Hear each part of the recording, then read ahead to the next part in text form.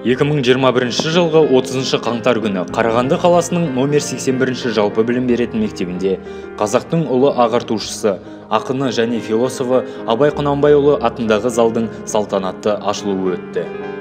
Абай залының ашылу мақсаты қазақ әдебиетінің негізін қалаушы классигін рухани мұрасын кеңінен насихаттау. Іс-шара мектеп директоры Токанова Татьяна Багдатовна мен осы залдың көркемделуіне зор үлесін қосып, әдемі картиналарды шебер қолдарымен салған Нұрмағамбетов Сабыржан Хайруллаевичтің қызыл лентаны кесуінен басталды.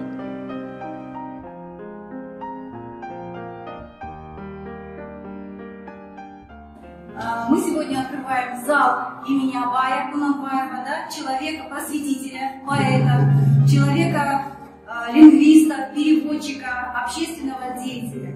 Абай қазақтың ең ұлы, ең бейтуар.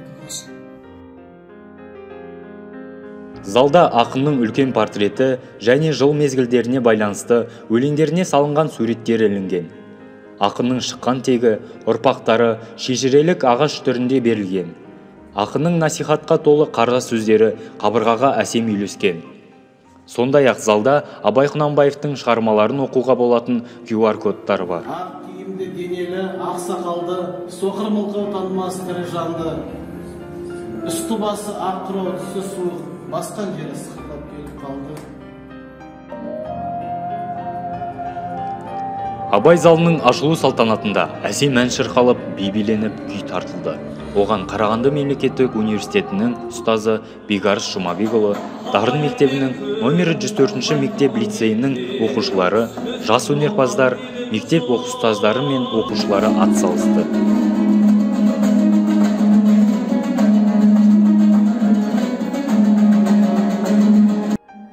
Екі түрлі нәрсе ғой, сырмен сынбай, арзан, жалған күлмеген. Ақынның қара сөздері мен өлеңдері оқылып, адамзаттың санасына данышпандықтың дәнін сепкен ойшыл да кемеңгер ақынның рухани қазынасы айтылды. Өзің есең, өзіңді алып шығар ақылың мен еңбегің екі жақтап.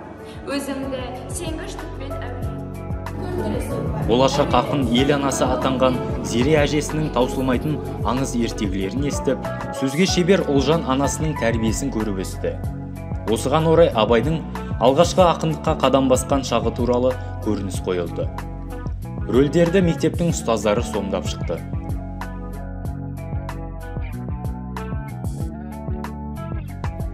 Абай залының ашылуы ақынның шығармашылығын кеңінен тануға зор мүмкіндік ашты.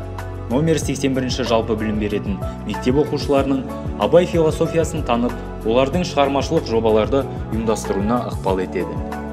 Әлі де келешекте Абай залы толықтырылып, рухани білім ордасы жаңғыра түседі.